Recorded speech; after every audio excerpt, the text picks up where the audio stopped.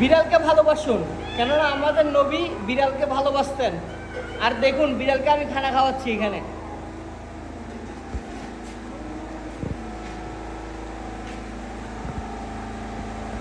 যার যার মতো খুশি হয়ে খানা খাচ্ছে তারা।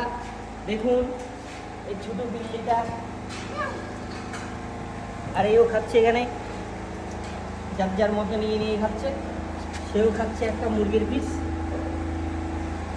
খেয়ে দিয়ে আবার আসতেছে। দেখুন যার যার মতো করে করে করে নিয়ে যাচ্ছে আর খাচ্ছে। আপনিও চাইলে এরকম বিড়ালকে ভালোবাসতে পারেন এবং বিড়ালকে খানা দিতে পারেন। কত সুন্দর করে খাচ্ছে দেখুন চিকেন।